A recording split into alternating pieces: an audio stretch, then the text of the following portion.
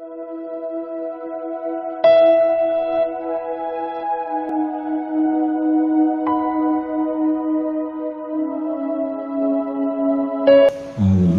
amém. Linda essa canção, lindo esse nosso momento de adoração. Obrigado. Hoje nós vamos meditar então na palavra do Senhor nesse momento, e daqui a pouco vamos participar da Santa Ceia. Eu já faço um convite a todos os que quiserem participar conosco da Santa Ceia do Senhor. Se estiverem nas suas casas, quiserem preparar os elementos, nós estaremos daqui a pouco ceando. Nós vamos meditar nas Escrituras Sagradas nessa manhã. E na verdade hoje nós não vamos falar só de um texto, mas nós vamos falar de um assunto, vamos tentar discorrer sobre ele. Eu quero te convidar a uma reflexão. Domingos abriu esse culto falando de reconciliação. É certo que hoje nós teremos um momento de reflexão para nos reconciliarmos. E eu tenho certeza que é isso que Deus vai nos conduzir, é nessa direção que nós vamos ser conduzidos nesta manhã. Eu quero, antes de começar a ministrar essa palavra é muito forte, muito profunda, complexa e difícil até da gente tratar, mas eu quero tratar dela. Mas antes eu quero orar ao Senhor, pedindo direção, pedindo sabedoria, e que haja entendimento sobre nós. Espírito de sabedoria venha sobre cada um, que a gente venha compreender o que o Espírito quer falar com a igreja nesta manhã. Vamos orar. Deus, neste momento que a Tua palavra vai ser lida e ministrada, nós pedimos, Senhor, misericórdia em primeiro lugar, Tua graça sobre nós, favor imerecido, Teu sangue sobre nós, nos lavando, nos purificando, nos perdoando.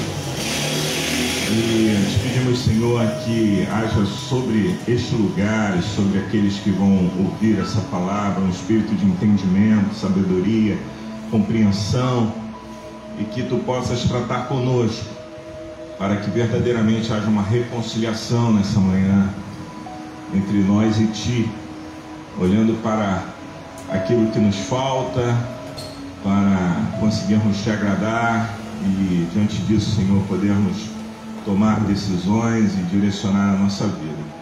Eu oro e abençoo o Teu povo. Te peço que tudo aquilo que vamos tratar esteja dentro do que está no Teu coração para nós, para que possamos aprender, para que possamos nos inclinar ao que a Tua palavra nos ensina. Nós oramos agradecidos e Te pedimos isso por misericórdia, em nome de Jesus. Amém. Amém. Se você puder abrir sua Bíblia, 1 Coríntios 10, 31. Eu vou usar esse texto como abertura, mas na verdade nós vamos falar de vários textos, mas vamos numa única direção. E a direção é o que Deus espera de nós. Essa palavra começou a arder no meu coração essa semana, e eu comecei a anotar algumas coisas à medida que ela vinha. Eu parava, pegava meu celular, eu tenho um aplicativo ali de anotações, eu ia anotando, até que ontem eu parei para compilar tudo isso, para tentar montar e dentro daquilo que Deus estava ministrando no meu coração. Mas a pergunta e a colocação inicial é: o que Deus espera de nós? Vamos olhar para 1 Coríntios, capítulo 10, versículo 31, que diz assim: assim, quer vocês comam, bebam ou façam qualquer outra coisa, façam tudo para a glória de Deus. Amém? É um texto pequeno, um versículo fácil até da gente repetir. E eu queria, se você puder repetir comigo, diga isso: assim, quer vocês comam, bebam ou façam qualquer outra coisa, façam tudo para a glória de Deus. Amém? Essa é a vontade de Deus para nós. Essa é a vontade de Deus. E por mais que estejamos desapercebidos disso, nesta manhã o Espírito vai nos trazer a uma percepção maior sobre fazer tudo para a glória de Deus. E o que Deus espera de nós? O que Deus espera de nós é exatamente que a gente responda a isso, a esse texto. Não é somente o que fazemos, mas a forma como fazemos. Fazer tudo para a glória de Deus não aponta só na direção, eu fiz, mas é a maneira como eu fiz, é como estava o meu coração quando eu fiz, é o jeito que eu fiz, é a minha entrega ao fazer. Isso é o que nós vamos aprender dessa palavra. Como fazemos, na verdade, revela o nosso coração. Então não é só se fazemos, mas é a forma como fazemos. Porque como fazemos revela o nosso coração. E o que Deus quer é exatamente o que está dentro de nós. No tocante ao fazer. Você vai entender isso à medida que nós vamos nos aprofundando nessa palavra. Como fazemos, na verdade, revela o nosso coração. Portanto, o que Deus recebe não é o que manifestamos diante dele, mas o porquê manifestamos. Ele olha para o coração para interpretar o que realmente nós estamos fazendo.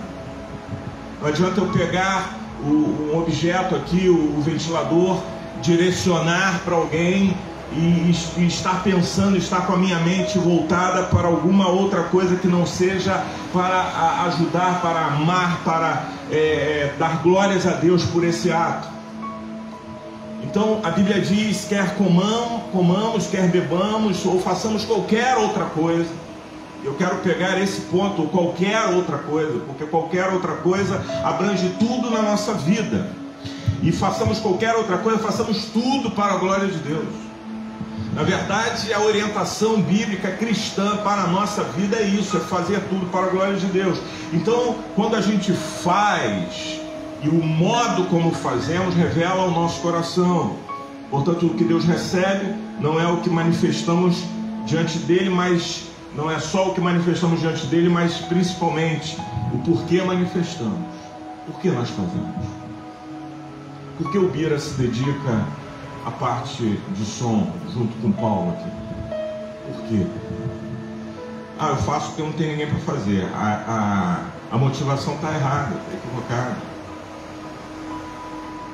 Eu faço porque aprendi a fazer e aí vou fazendo aqui, vou mexendo, e se ficar bom tudo bem, mas se não ficar também está tudo certo. Não é assim, a motivação está errada. A verdade é que nós fazemos tudo aqui nesse ambiente, na simplicidade desse ambiente, quando vamos fazendo as coisas, colocando as cadeiras, limpando as coisas, botando o ventilador, façamos tudo para a glória de Deus. Não é para mim, não é para... sabe? É para a glória do Senhor. É óbvio que atingindo e colocando aqui aquilo de melhor que a gente puder, nós vamos de alguma forma abençoar o irmão, mas Deus escolheu ser amado através do outro, do próximo. Deus escolheu ser amado através do meu próximo. Então, como é que eu expresso o meu amor? Como é que eu manifesto a minha intenção do coração para glorificar ao Senhor? É abençoando num ambiente como esse. É dando o meu melhor, é entregando o meu melhor. E aí é olhando para esse aspecto, não é só o que fazemos. Eu ouvi um pastor falar, dizer uma coisa muito interessante, que Deus não ouve o que sai dos nossos lábios, Ele ouve o que está no nosso coração. E olha como isso é profundo. Às vezes nós dizemos coisas que no coração não está. Nós, às vezes aqui neste ambiente ou em outro ambiente, nós entramos e há uma adoração, há uma ministração. Nosso pensamento está longe, nós estamos cantando, estamos verbalizando alguma coisa, mas o nosso coração não está nisso. Então não é se fazemos, mas é como fazemos. E o que Deus espera de nós nesse sentido? Temos por hábito buscar facilidade no que fazemos, mas existem facilidades que ferem frontalmente o modelo de Deus. O que é mais fácil? É mais fácil fazer isso aqui. Mas fazendo desse modo, você está ferindo o modelo de Deus, os princípios de Deus, a forma como Deus quer que você faça, e você precisa fazer para a glória dele. As igrejas estão em busca de facilidades para cumprir a missão, para viver nesse mundo, para seguir a Jesus. Estão buscando facilidades para isso. Viver nesse mundo tem que ser tranquilo. Não pode ter muito peso, não pode ter muito sacrifício. Tem que, sabe? As igrejas muitas vezes estão em busca disso, para cumprir a missão. A cumprir a missão, a gente prega o evangelho, a gente fala do amor de Deus pela internet, eu mando lá um versículo ou outro e está tudo certo. Não é assim. Deus não quer isso.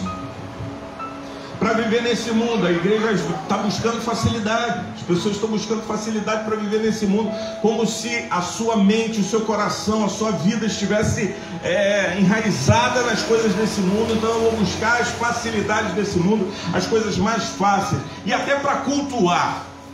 Hoje as pessoas estão buscando as coisas mais fáceis. Mas normalmente as facilidades, e você vai entender isso aqui mais à frente, quando tratarmos de um assunto específico, o exemplo bíblico para isso. Mas, sabe, as facilidades às vezes ferem frontalmente o modelo de Deus. Deus dá um modelo, Deus dá uma forma, Deus dá uma orientação, Deus dá um ministério, e a gente vai buscando as facilidades para fazer aquilo, sem o compromisso de verdadeiramente glorificar a Deus, porque muitas vezes o compromisso de glorificar a Deus vai demandar de nós um esforço maior, e a gente escolhe o caminho da facilidade, deixa o compromisso. E é por isso que eu digo que às vezes essas facilidades ferem frontalmente o modelo de Deus. O modelo de Deus é glorificar o Senhor. Se você quer agradar a Deus, você tem que glorificar o Senhor em tudo que você faz, em todas as coisas, em todos os ambientes, até no seu trabalho, nas suas atividades. Glorifique ao Senhor naquilo que você faz, porque o texto que nós lemos diz: não quer vocês bebam ou façam qualquer outra coisa, façam tudo para a glória de Deus, tudo para a glória de Deus. Não pode ficar nada fora disso. Todas as coisas têm que ser feitas para a glória de Deus. A vida do cristão é um desafio, meu irmão, e esse é um desafio que temos, e nesta manhã precisamos nos voltar para Deus, para nos reconciliar com Cristo, nos reconciliar com Deus, se estamos tratando as coisas de Deus verdadeiramente como precisam ser tratadas. O que é que Deus espera de nós? Eu sei que essa palavra vai cair no coração de cada um de maneira diferente. Cada um vai receber ela de uma forma diferente. Mas ardeu no meu coração isso durante toda a semana. O Espírito foi falando no meu coração. E hoje eu quero trazer essa palavra de responsabilidade para nós, igreja do Senhor. Devemos fazer tudo para a glória dEle. Entramos nesse ambiente, seja para a glória dEle. Estamos em reunião, em comunhão, seja para a glória dEle. Se estamos cantando, cultuando, adorando, seja para a glória dEle. Não podemos desviar desse foco, não podemos sair desse caminho. Buscar facilidades por vezes nos direciona em fazer de qualquer maneira. Buscar as facilidades por vezes nos direciona a fazer de qualquer maneira. Buscar as facilidades às vezes nos direciona a fazer por obrigação. Eu tenho que fazer, então eu vou fazer. Ou fazer por fazer. E a Bíblia nos diz e nos mostra que Deus quer vida, e que o nosso viver seja um verdadeiro culto. O nosso viver seja um viver de justiça, de verdade e de bondade.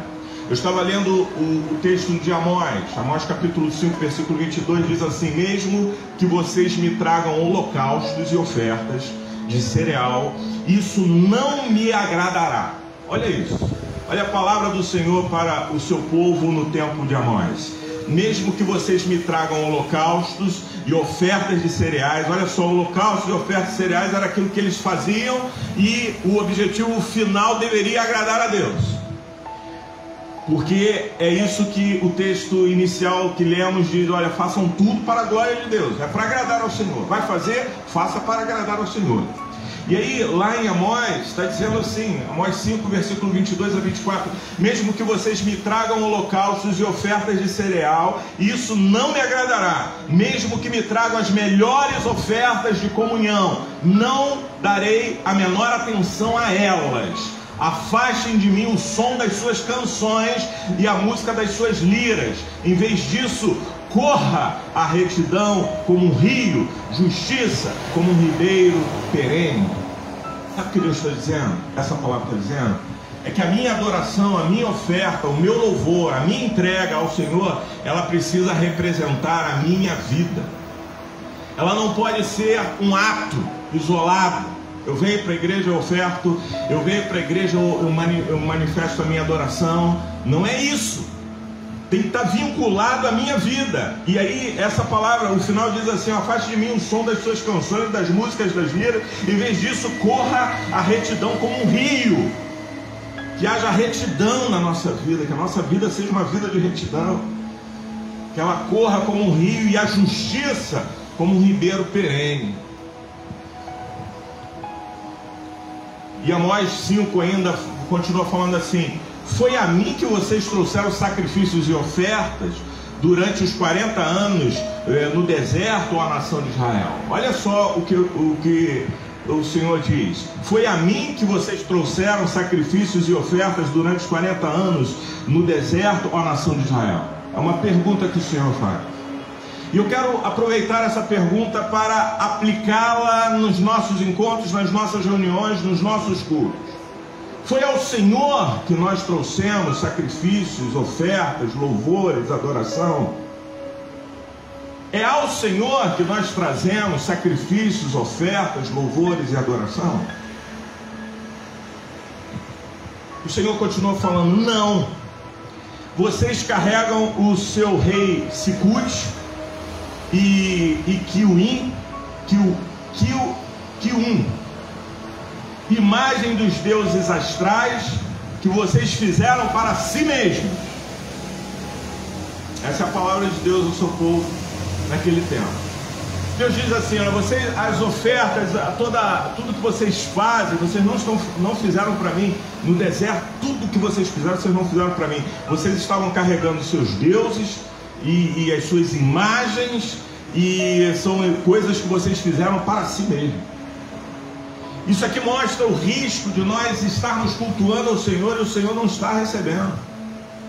Porque se o nosso coração não estiver nisso, se a nossa vida não estiver nisso, nós fazemos como para nós. Tem que ficar bonito. Aí fica bonito para quem? Para nós. Não é para o Senhor. Percebe que o modelo que Deus traz é diferente? Façam tudo para a glória de Deus. Deus quer vida. Nosso viver seja um verdadeiro culto de justiça, de verdade e de bondade. Deus não aceita o pior de nós. Malaquias, o livro de Malaquias, o controverso livro de Malaquias, que os cristãos resolveram brigar por conta dele, né? E assumir a toda a teologia a seu entendimento e a seu bel entendimento, seu bel prazer. Mas o livro de Malaquias, irmãos, ele na verdade, como um todo, no contexto, ele não está falando só de ofertas e de dízimos e coisas desse tipo. Ele está falando de vida. E ele está falando que Deus não aceita o pior de nós. O contexto geral do livro de Malaquias é esse: é primícia, é você, quando for ofertar ao Senhor, seja o que for, seja o melhor. É disso que Malaquias, o profeta Malaquias está falando, e que Deus está tratando através do livro de Malaquias. Ele diz assim: o filho honra o seu pai, o servo ao seu senhor. Se eu sou pai, onde está a honra que me é devida? Se eu sou o Senhor, onde está o temor que me deve? Pergunta o Senhor dos exércitos a vocês, sacerdotes. São vocês que desprezam o meu nome, mas vocês perguntam: de que maneira temos desprezado o teu nome? Trazendo comida impura ao meu altar. E mesmo assim ainda perguntam: de que maneira te desonramos? Ao dizerem que a mesa do Senhor é desprezível. O que isso significa, assim, na prática para nós? E a igreja? Para que a igreja? Lá para quê? Estar na presença de Deus, eu fico na presença de Deus na minha casa. É verdade, você deve ficar em todos os lugares. mas não torne desprezível aquilo que Deus deu como padrão, como modelo, para que a igreja estivesse junto. E o texto diz, e dizem que a mesa do Senhor é desprezível. Na hora de trazerem animais, cegos para sacrificar, vocês não veem mal algum. É interessante porque no livro de Malaquias, o que o Senhor está falando é do coração de quem traz, sabe? De que maneira nós estamos fazendo as coisas para Deus. Eles não deixaram de fazer, mas na hora de fazer, que sacrifício nós vamos dar? Vamos pegar aquele bichinho ali que está ceguinho, está ruimzinho, está cambetinha, vai morrer mesmo. E Deus também não se importa com essas coisas. E aí começaram a tratar assim as coisas que eram de Deus. E aí Deus cobra, dizendo: vocês pegam os animais cegos para sacrificar, vocês não veem mal algum nisso. Na hora de trazerem animais aleijados e doentes como oferta, também não veem mal algum. Quando eu comecei a ler isso, eu falei: Senhor, quantas vezes nós estamos aqui, não mais na prática do judaísmo, trazendo sacrifícios, mas nosso coração, a maneira da nossa adoração, a maneira do nosso culto ao Senhor, nós estamos trazendo o que é aleijado, o que é cego, o que a gente não vai sentir nada, sacrifício nenhum, não vai sentir dor nenhuma.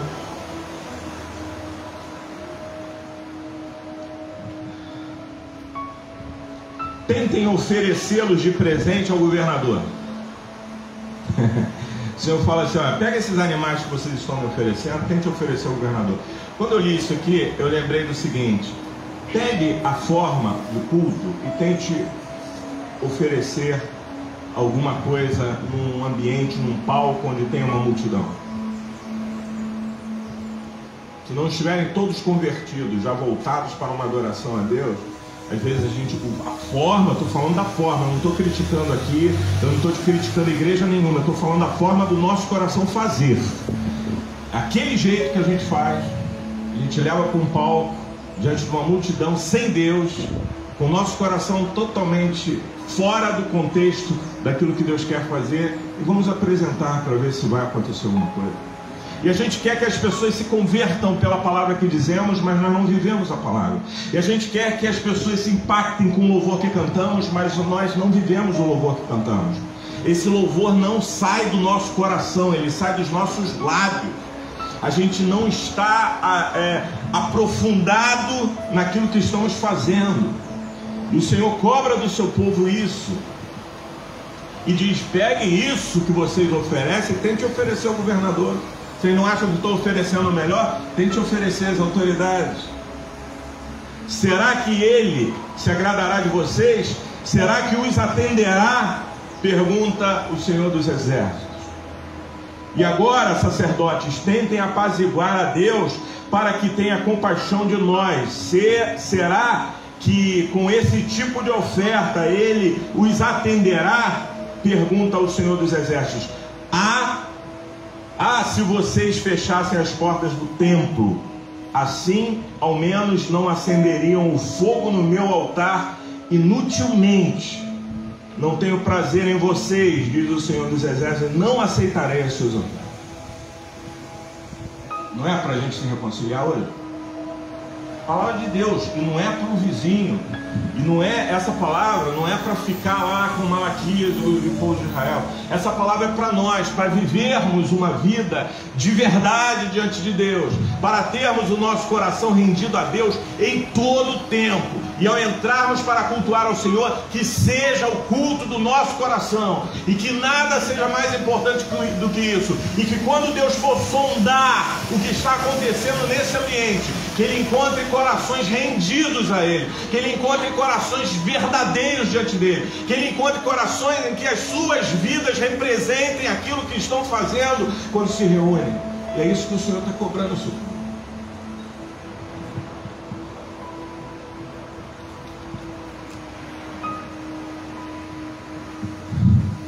E aí o texto continua: mas vocês profanam o altar quando dizem que a mesa do Senhor é imunda e que a comida é desprezível. E ainda dizem, que canseira.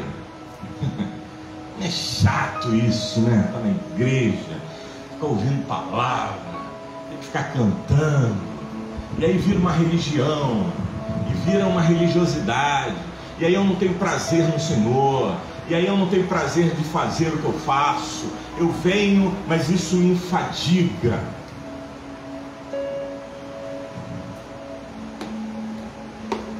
E ainda dizem que canseira, e riem dela com desprezo, diz o Senhor dos Exércitos. Quando vocês trazem animais roubados, aleijados e doentes, e os oferecem em sacrifício, deveria eu aceitá-los de suas mãos? Pergunta ao Senhor. Maldito seja o enganador que, tendo no rebanho um macho sem defeito, promete oferecê-lo e depois sacrifica um animal defeituoso, diz o Senhor dos Exércitos. Pois eu sou um grande rei e o meu nome é temido entre as nações, diz o Senhor. Nós estamos diante de quem? Nós estamos diante do Senhor. E Ele diz assim, olha, você tem algo melhor para oferecer. Quando essa palavra aqui, essa parte aqui diz, olha, maldito seja o enganador, significa que muitas vezes nós estamos oferecendo coisas piores do que aquilo que de verdade nós temos a oferecer. Porque o texto continua dizendo o seguinte,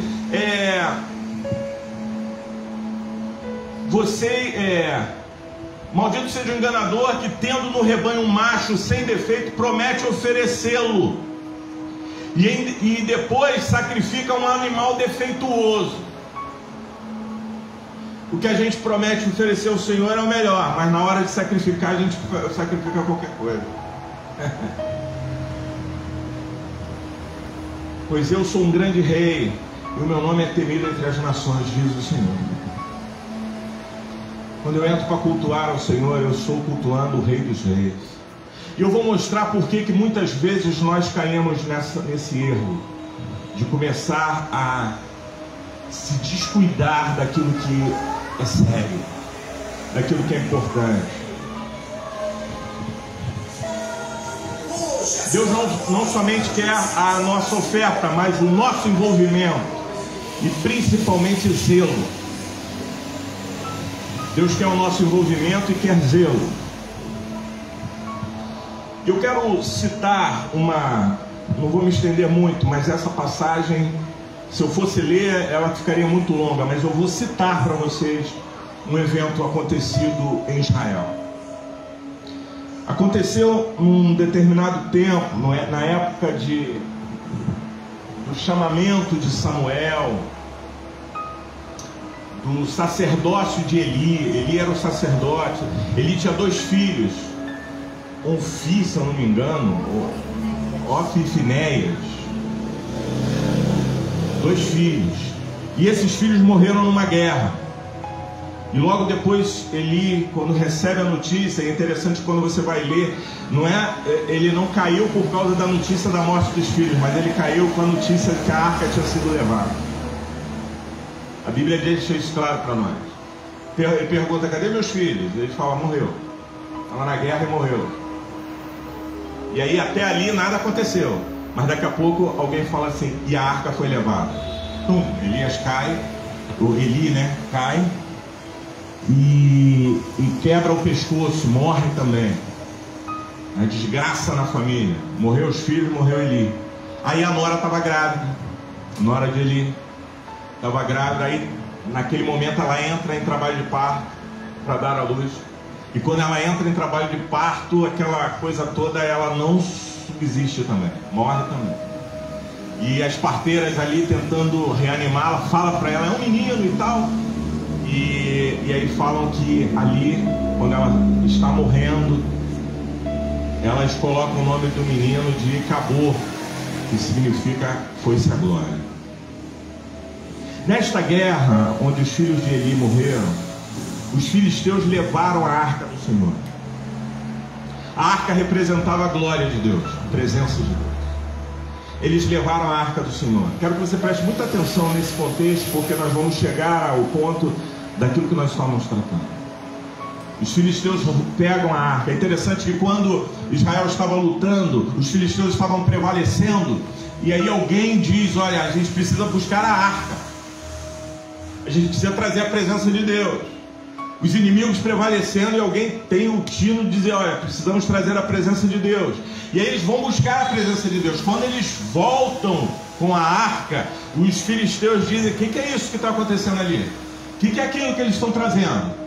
E alguém de lá do arraial diz assim: eles estão trazendo a arca, representa a presença do Deus dele, do Deus Todo-Poderoso. E a Bíblia diz que o povo de Israel gritava, estremecia o chão com a presença de Deus, com a arca. Eu quero ilustrar isso, irmãos, para a gente entender. Eu quero que você vá trazendo tudo isso para a nossa realidade de culto, para a nossa realidade do momento, do presente, porque a presença de Deus é o essencial para nós. Se faltar ela, faltou tudo. O culto perde o motivo, o culto perde a razão de ter. Eu não vou vir a culto só porque você está aqui. Eu amo você, mas te encontro numa churrascaria, te encontro num restaurante, te encontro no campo de futebol, te encontro em qualquer lugar. Mas o culto é para o Senhor, é para a glória dele, é para o louvor dele, é para a adoração dele. Então eu tenho comunhão com os meus irmãos e tenho o objetivo de cultuar. Então a presença de Deus para mim é o mais importante. Seja nesse lugar ou qualquer outro lugar, presença de Deus. Quando eles trouxeram a arca, os filisteus temeram e disseram: então, se é a presença do Deus deles que tem feito eles prevalecerem, nós estamos quebrados, nós não vamos conseguir vencê-los. Só que alguém com disposição falou: não, vamos para cima deles sim. Com arca, sem arca, nós vamos para cima deles. E foram, só que Israel estava em desobediência. E aí aquela arca não ia resolver tudo. Era necessário uma reconciliação. Era necessário se voltar para Deus. O que acontece? Os filisteus capturam a arca. A maior vergonha para Israel foi isso. Por isso, quando deram notícia a Eli, ele cai e quebra o pescoço e morre. Porque era terrível perder a arca. E eu quero dizer nessa manhã, em nome de Jesus, tome isso para você na sua vida e principalmente na aplicação do seu culto. É terrível para nós perdermos a presença. Não há nada pior do que perder a presença. Eu estive no mundo, e no tempo de mundo, eu vou dizer para vocês que eu não tinha saudade de muita coisa, mas uma coisa que me ardia no coração, toda vez que eu pensava, eu lembrava das coisas do reino de Deus. O que me ardia no coração é a ausência da presença. Eu ficava ali, eu falava: Deus não está aqui, Deus não está comigo, tem um vazio enorme aqui. E quando eu estava lá, eu sentia a glória, eu sentia a presença. E eu quero te dizer, em nome de Jesus, não aceite nada menos do que a presença de Deus no culto que você fizer. A presença de Deus é a coisa mais importante. E aí quando eles tomaram aquela arca, eles levaram a arca, Israel foi envergonhado porque perdeu a arca. E não só envergonhado, mas agora sem a arca vai ficar feia a coisa. E a Bíblia diz, irmãos, que eles levaram a arca, pegaram a arca do Senhor. E é interessante porque o modelo que Deus dá a nós não serve para o mundo, e o modelo do mundo não serve para a gente. Já percebeu isso? O modelo que Deus dá para a sua igreja, por isso que eu falei aqui no início, que os princípios, quando a gente começa a buscar facilidade, a gente corre o risco de abandonar o foco do modelo de Deus, do princípio de Deus, para determinadas coisas. E aí quando eles levam a arca, conduzem a arca de qualquer maneira e levam lá para o arraial dos filisteus, eles levam a arca e colocam no templo de Dagã. Dagã representava, o nome Dagã representava fortaleza. E é como se eles confiassem plenamente naquele que era forte. Então Dagã era forte. E eles pegaram a arca do Senhor, os filisteus, levaram e colocaram lá no templo de Dagã. Falaram, já que é um Deus, precisa ser colocado no templo do nosso Deus. Levaram para o templo de Dagã. No dia seguinte, Dagã estava no chão. Ninguém meteu a mão nele, mas a presença do Senhor estava naquele lugar.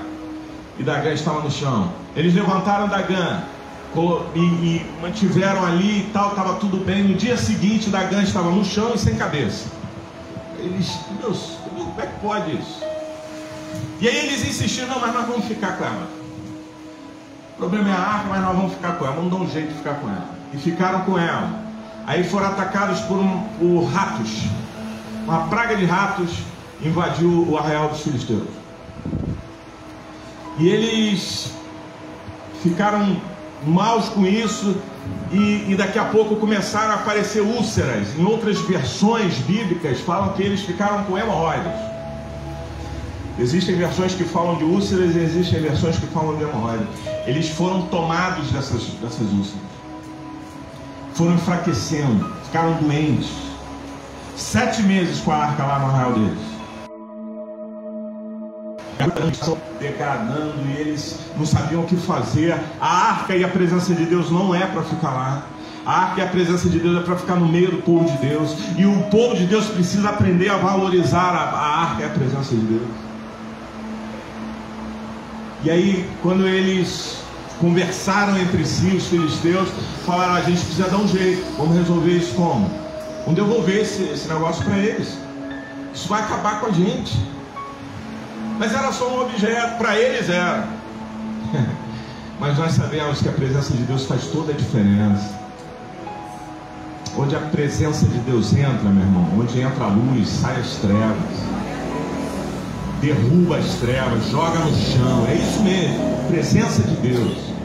E foi isso que aconteceu. E eles falaram, vamos devolver. E como é que a gente devolve? Aí eles consultaram os seus líderes religiosos, os filisteus.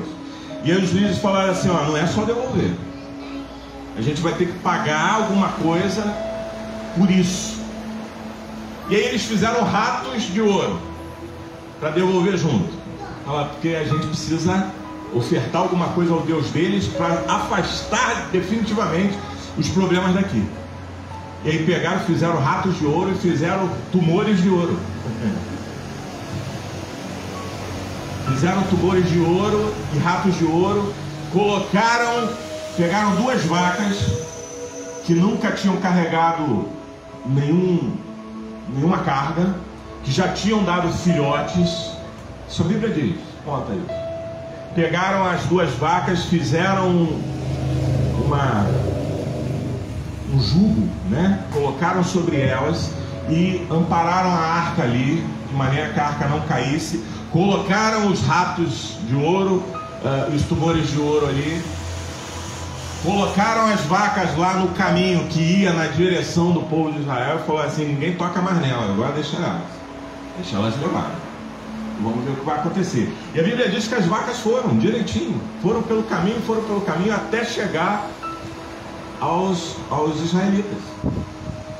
Os israelitas chegou, a arca chegando, opa, estão devolvendo a arca, e tinha ouro e tinha... Eles não suportaram a presença do Senhor entre eles, devolveram. Aí pegam a arca, segundo a instrução do Senhor, a arca não poderia ser tocada. Olha que incógnita, tem coisas que Deus, a gente vai saber no céu. Os filisteus roubaram a arca, tocaram na arca, levaram a arca, não foram fulminados. Ninguém perdeu a vida por causa disso. Começaram a adoecer porque estavam mantendo dentro do arraial deles algo que não os pertencia e que representava a presença do Senhor. Aí eles devolvem. Lá não tira de qualquer jeito. Quem tira? Os filhos de Levi, os coatitas, que são os únicos que podem tocar na arca. E mesmo assim, depois dos filhos de Arão cobrirem, para que eles possam enfiar as varas nas laterais, nas alças redondas laterais da arca. Eles enfiavam as varas, colocavam nos ombros, e somente os filhos de Levi, os coatitas, poderiam fazer isso. Levi teve 3 filhos que trabalhavam na área da sacerdotal, mas dentre os 3, 2 deles receberam também herança, recebiam algo. Os coatitas, os filhos de Coate, eles eram os únicos que não recebiam nada, e eles estavam inteiramente voltados para o serviço dentro do templo. As coisas sagradas eram com eles. Ninguém tocava, ninguém mexia, ninguém colocava a mão, e eles não podiam nem olhar e nem tocar. Então tinha todo um cerimonial, e eles levaram a arca e colocaram na casa de quem, Bira? Obed-edom, mas tem um outro nome que se dá a esse homem. Deixa eu achar aqui. Abinadab. Eles colocaram na casa de Abinadab a arca. Falaram: não dá para a gente levar agora. Dá para deixar aqui? Dá. Vamos deixar na casa de Abinadab. Colocaram a arca dentro do procedimento que deveria ser feito e tal, coisa. E Uzá era filho de Abinadab. Eu estou contando essa história não só para que vocês conheçam, que é bíblico, mas está aí, você pode ler, mas para que você entenda o processo. Entenda por que Deus está falando para nós que não é só a forma de fazer, mas é o nosso coração que precisa disso. Eles deixam na casa de Abinadab a arca, e ela fica lá 20 anos. 20 anos. Quantos aqui tem mais de 20 anos de convertido? Mais de 20. Eu tenho. Então, somos aí uns 5 ou 6, mais ou menos, né? Sabe o que acontece? Deixa ela 20 anos na casa de Abinadab. Aí, chega um momento, falou: agora é hora de levar a arca para o seu devido lugar. E quando eles vão levar a arca, a Bíblia diz que tinha todo um procedimento para fazer. E aí eles pegam e fazem o que os filisteus fizeram, o modo filisteu. Qual era o modo filisteu? Bota em cima de animais, né? O filisteu fez isso para se livrar. E isso mostra para gente que a gente nunca vai se relacionar com Deus para se livrar. Há uma diferença entre o mundo e nós. A forma de se relacionar com Deus do mundo é uma. E eles dizem: não, mas nós também cremos em Deus. Mas eles se relacionam de outro jeito, irmão. E o jeito deles não cabe no nosso. O nosso não cabe no deles. E é por isso que há essas divergências. E sabe o que acontece? Eles falam: pô, mas os filisteus não mandaram ele num carro de boi? Numa vaca? Não botaram num carro de boi. Sabe o que Deus tinha dito? Tem que ser assim: olha, os filhos de Arão entram no lugar sagrado, cobrem a arca, e os coatitas vão colocar as varas nas alças e trazer no ombro. Não encoste nela, para que ninguém morra. Presta atenção, eu vou pegar alguns textos só para... Falando dos coatitas, diz assim: terão eles a seu cargo a arca, a mesa e o candelabro, os altares, os utensílios do santuário que ministram, o reposteiro e todo o serviço a eles devido. Números 3 fala disso. Mas os filhos de Coate, falando daquilo que os filhos de Levi receberam, os filhos de Coate não receberam. Aí diz assim: mas os filhos de Coate aos filhos de Coate nada deu, porquanto a seu cargo estava o santuário que deviam levar aos ombros. Número 7 e 9. Havendo, pois, Arão e seus filhos, ao partir o arraial, acabado de cobrir o santuário e todos os móveis dele, então os filhos de Coate virão para levá-lo, mas nas coisas santas não tocarão, para que não morram. São estas as coisas da tenda da congregação que os filhos de Coate devem levar. Números 4:15. Porém os coatitas não entrarão nem por um instante para ver as coisas santas, para que não morra. Para que não morram. Números 4:20. Então o procedimento era todo um ritual para tratar das coisas de Deus. Os coatitas tinham que tratar, mas eles tinham risco de vida. Podem morrer se fizer diferente. E aí o que acontece, irmãos? Eles resolvem colocar num boi, né? Colocam no carro de boi. Vamos levar a arca assim, então. Aquela veio de lá do arraial dos filisteus desse jeito, a gente leva desse jeito também, vai dar tudo certo. E foram. E aí eles saíram, sacerdotes juntos, né? Os filhos de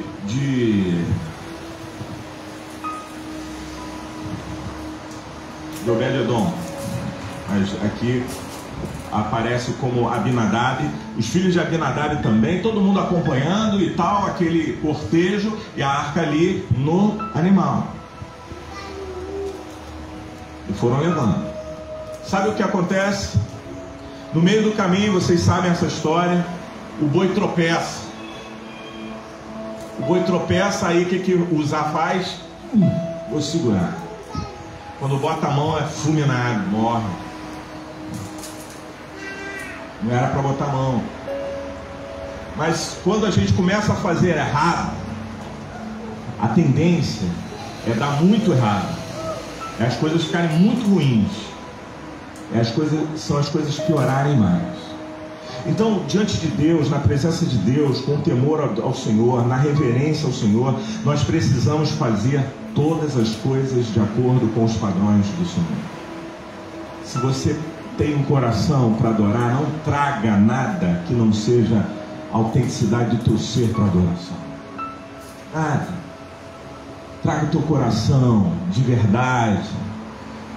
E aí, quando eu fui ler sobre essa questão de usar, eu vi uma coisa aqui que tem a ver com aquilo que a gente falou no início das facilidades. A gente vai acostumando a fazer. E esse costume de fazer, e fazer por fazer, e ter que fazer, sabe? Isso vai gerando um processo dentro de nós, ainda que imperceptível, vai gerando um processo que é o processo da falta já de reverência. Já começa a se acostumar com um modelo. E eu quero, em nome de Jesus, nessa manhã, desafiar a igreja de Novo Tempo, mas desafiar você como pessoa, como cristão, a não se acostumar com modelos que facilitam as coisas. O padrão de Deus estabeleceu e está dado. Sem a glória, sem a presença dele, não serve.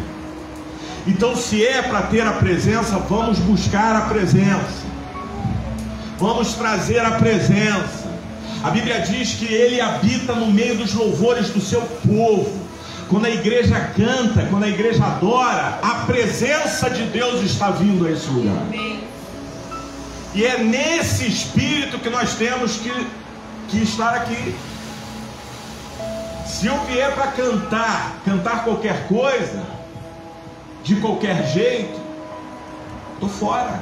Eu estou fora. Eu estou falando de nós individualmente, como pessoas de culto. Prestam culto ao Senhor. E aí, quando o Uzá mete a mão, ele é morto. E aí tem uma reflexão que me faz pensar no seguinte: Uzá viu essa arca dentro de casa 20 anos. Mesma arca. Estava lá. O tempo todo lá. E a tendência é essa. A gente começa a se acostumar com a presença de Deus. E aí, por conta desse costume, a gente deixa de reverenciar, a gente deixa de levar a sério, a gente deixa de respeitar como devia. Está dentro da minha casa, eu vou na igreja, Está lá vendo? E aí a gente começa a tratar esta coisa que é séria, que é importante, que deve ser almejada, cultuada, reverenciada e tratada com temor. A gente começa a tratar como uma coisa qualquer. E foi exatamente ele que foi botar a mão na arca.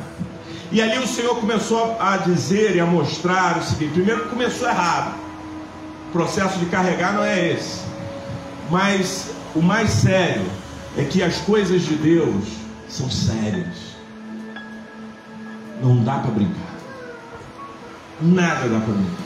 Por isso que eu valorizo a abertura de culto aqui. Ah, mas é só abertura de culto. É importante demais a abertura do culto. Por isso que a gente valoriza o louvor, a adoração que fazemos aqui. É importante demais. A gente precisa valorizar as coisas que estamos fazendo para Deus, a forma como estamos fazendo, a maneira como estamos fazendo, e entendendo que estamos fazendo de acordo com aquela palavra escrita a Malaquias, ou pelo Senhor dita ao povo, dizendo: porque eu sou o Senhor de toda a terra. A razão é essa. Eu não estou aqui cultuando uma imagem, eu não estou aqui cultuando um Deus morto, que tem boca mas não fala, que tem ouvidos mas não ouve, que tem pernas mas não andam. Eu estou aqui cultuando o Senhor de toda a terra. Então o meu culto tem que ser um culto ao nível do Senhor de toda a terra. Ah, mas eu não tenho aparelho para isso. É o teu coração que o Senhor quer achar esse culto. É nele. O Senhor quer achar esse culto. E se nós não tivermos essa referência de presença de Deus, de culto e de temor, nós vamos continuar vivendo uma vida longe da presença, ainda que a presença esteja. Por que tem gente que sente a presença de Deus no culto, tem gente que não sente nada? O culto passa e não foi nada, não aconteceu nada. Ah, lembra que o pastor falou daquele... Não.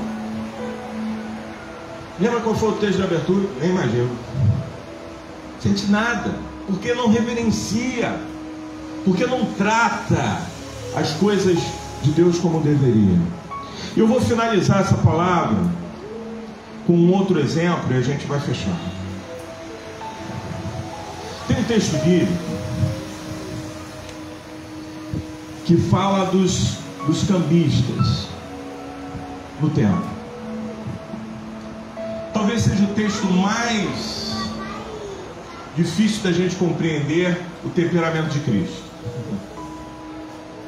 porque Jesus é amor, é tranquilidade, falava a verdade, sempre falou, olhando nos olhos. Para trás de mim Satanás falou para Pedro, e enfim, tratava as coisas com muita verdade. Mas você não vai ver em nenhum outro momento uma manifestação do Senhor Jesus de ira, como aconteceu com os cambistas. E aí eu fui ler para entender por que isso aconteceu. A Bíblia diz assim, João 2, versículo 13 a 17. Quando já estava chegando a Páscoa judaica, Jesus subiu a Jerusalém.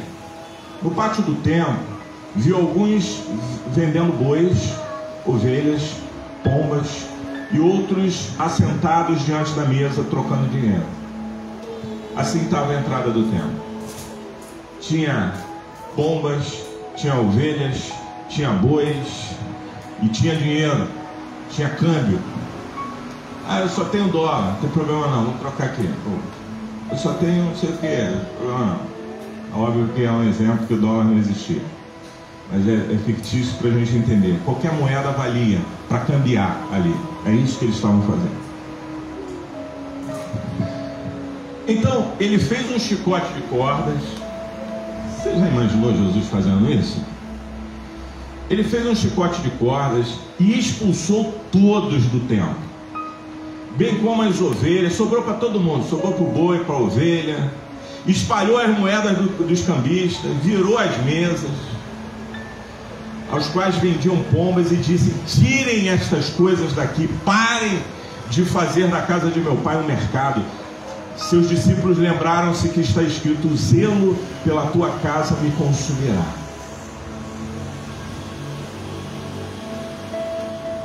E aí, nesse texto difícil da gente compreender, no sentido da reação de Jesus, mas quem sou eu para dizer que Jesus errou ao fazer isso, né?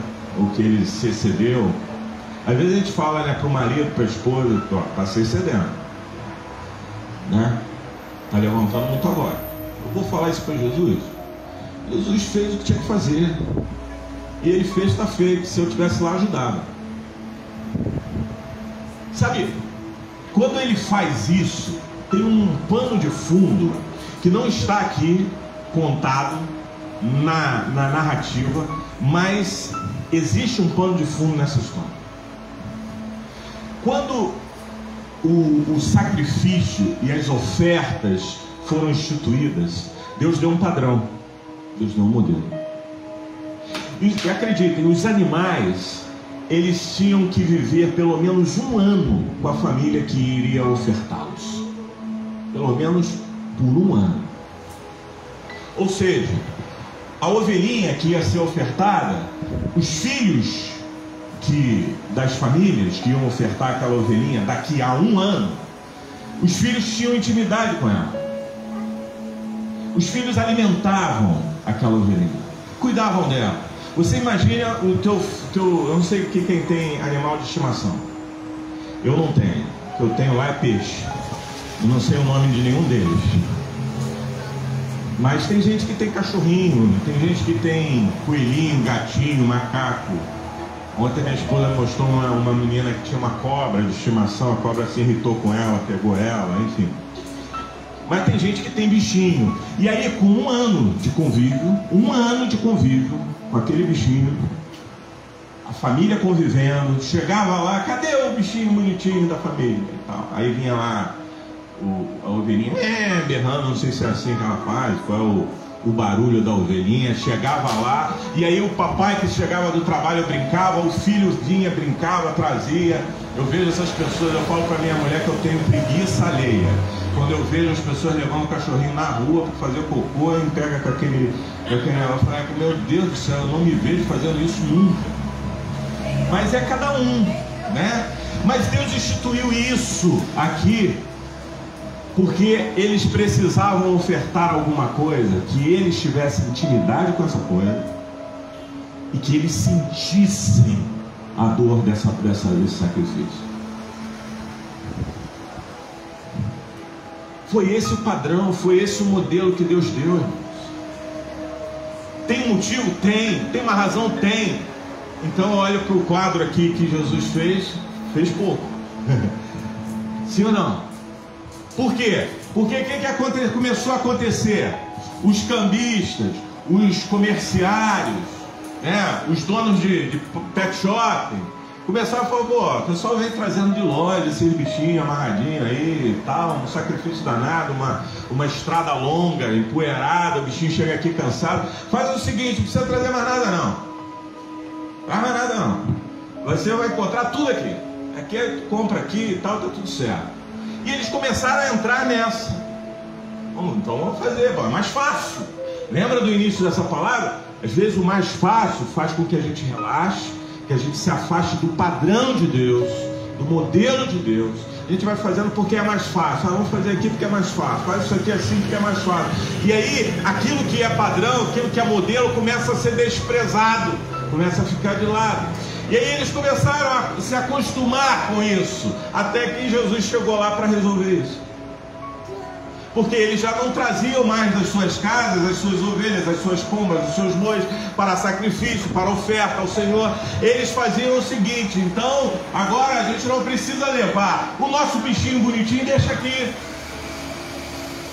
Afinal a gente gosta tanto dele, deixa aqui. A gente leva só dinheiro, porque lá dinheiro... E se não tiver o dinheiro lá, não, tem cambista. Tem lá gente para resolver o problema.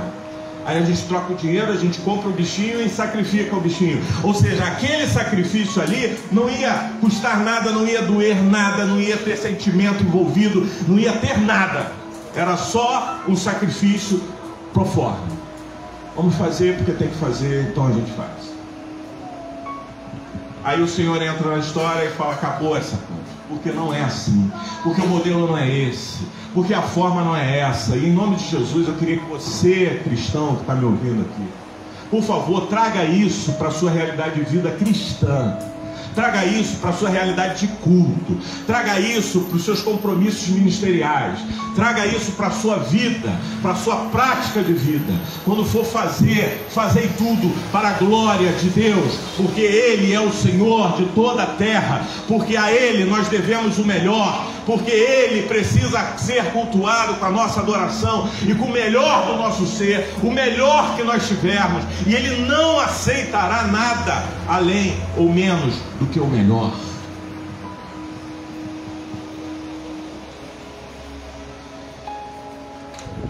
Alguém pode abrir aí para a gente encerrar?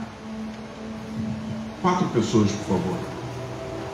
Leia para mim Crônicas, capítulo 15, 7. 2 Crônicas. A primeira pessoa, por favor, abra em 2 Crônicas, capítulo 15, versículo 7. A segunda pessoa, abra em Romanos 12, 11. A terceira pessoa, abra em Hebreus 13, 21. E a quarta pessoa, abra Filipenses 2,16. Vamos começar em Crônicas 2,15. Por favor, quem achar. Sejam fortes e não desanimem, pois o trabalho de vocês será recompensado. Sejam fortes e não desanimem. Não deixe que o desânimo, a facilidade corrompa aquilo que nós estamos fazendo. O nosso trabalho vai ser recompensado. E se a nossa recompensa, se você espera alguma recompensa nessa terra, você é o mais miserável dos homens. Mas a nossa recompensa vem das mãos daquele que recebe a adoração, daquele que sonda os corações, daquele que sabe por que você está entregando o que está entregando. Por favor, Romanos 12, 11.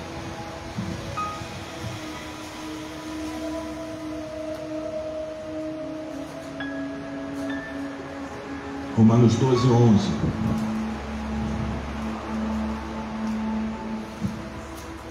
Não sejais vagarosos no cuidado, sede fervorosos no espírito, servindo ao Senhor. Não sejais vagarosos no cuidado, sejam fervorosos no espírito, servindo ao Senhor. Culto, presença de Deus demanda isso. O cuidado não pode ser desprezado. Não sejam vagarosos no cuidado. Estejam atentos. Façam com amor. Façam com dedicação. Apliquem-se para fazer o melhor para Deus. Fervorosos no espírito. Estejam em oração. Não façam de qualquer jeito. E sirvam ao Senhor. Servindo ao Senhor. Vamos servir ao Senhor? Vamos. De que forma? De qualquer jeito. Maneira mais fácil que tiver. Qual é a igreja que exige menos? Que tem menos cultos, que tem menos reuniões, tem menos encontros, tem menos não sei o quê, tem menos não sei o quê. Sabe? É nessa igreja que eu vou, porque eu quero facilidade. Aqui nós temos um culto por semana, na igreja, em comunhão. Mas eu espero que você tenha o seu culto diário na sua casa. Né? Tenha o teu momento com Deus na sua casa. Então, se você estiver procurando facilidade, o cerne da questão não é esse. Se você está aqui porque aqui é mais fácil, porque tem um culto só, você está errado. Você tem que estar nesse lugar porque você ama ao Senhor, sabe? Não é porque você ama o pastor, porque você ama o teu irmão. Também, por favor, me amem. Mas amem ao Senhor acima de todas as coisas. Façam para o Senhor da melhor maneira. Fervorosos no espírito, com cuidado pelas coisas. Hebreus 13, 21.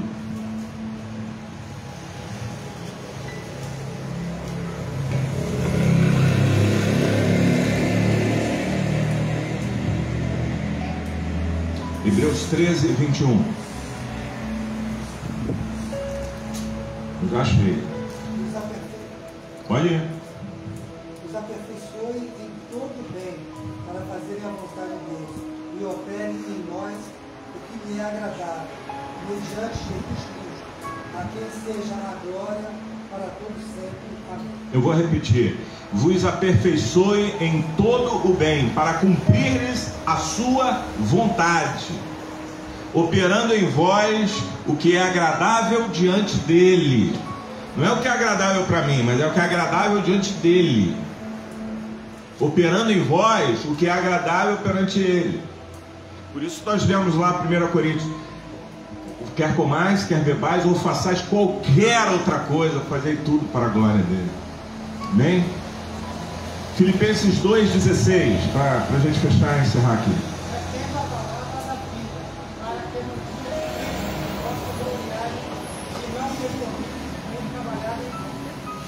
Retendo a palavra da vida, para que no dia seguinte possa gloriar e não ter corrido nem trabalhado em vão. Retendo a palavra da vida, para que no dia de Cristo eu possa gloriar-me de não ter corrido nem trabalhado em vão. Essa é a palavra de Deus para nós. Essa é a palavra de Deus para mim. Eu recebi essa palavra da parte de Deus. Fui questionado em algumas coisas, no meu coração, no meu íntimo, pelo Senhor. Forma de fazer, maneira como estou fazendo. O que Deus espera de nós? Não é só o que fazemos, mas a forma como fazemos. Como fazemos, na verdade, revela o nosso coração. Portanto, o que Deus receberá não é só o que manifestamos diante dele, mas o porquê manifestamos diante dele. Eu espero que você tenha recebido a tua porção. Na verdade, a gente pode dizer assim: essa palavra não é para mim. Você pode sair daqui dizendo: nada a ver comigo, eu já entendi isso há muito tempo e estou fazendo o melhor para Deus. Você pode dizer: essa palavra é para mim, mas eu não tenho tempo, não estou disposto, não quero, não vou fazer. E você pode receber essa palavra e dizer: essa palavra é para mim, e a partir de hoje eu quero me reconciliar com Deus e me voltar para Ele e olhar para as coisas de Deus e do reino de Deus de maneira diferente. Que Deus nos abençoe. Que Deus nos dê espírito de sabedoria, como eu orei aqui no início, para que a gente receba e seja transformado por sua palavra. Espero que Deus tenha abençoado você com essa palavra. Amém?